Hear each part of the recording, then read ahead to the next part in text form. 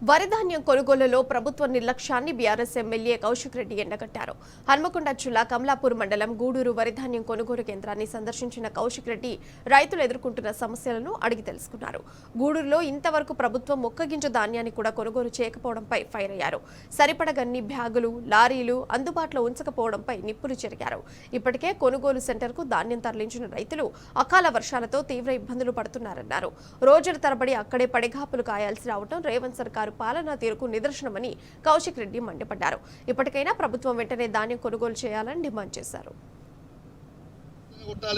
అంటే లారీలలో కొట్టాలంటే మళ్ళీ మంచి వాట్లు కొన్ని ఖరాబ్ ఉన్న వాట్లు మిక్స్ అయితే ఎవరు దీంట్లో రైతు నష్టపోడా? ఇదేం రూల్స్ నాకు అర్థం కాదు. ఖచ్చితంగా వెంటనే అలా గన్ని బ్యాగ్స్ మొత్తం కూడా వెంటనే ప్రభుత్వం ఇవ్వాలి.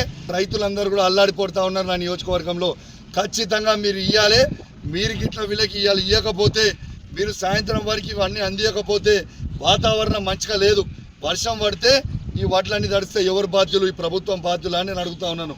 మీరు గిట్ల ఇవ్వకపోతే రైతులతోని పెద్ద ఎత్తున ఈడ ధర్నా చేస్తా. మీరు దీని మీద వెంటనే చర్యలు తీసుకోవాలని ఈ ప్రభుత్వాన్ని డిమాండ్ చేస్తా ఉన్నాను. ఉత్తమ్ కుమార్ రెడ్డి గారు, దయచేసి మీకు కూడా విజ్ఞప్తి చేస్తా ఉన్నాను.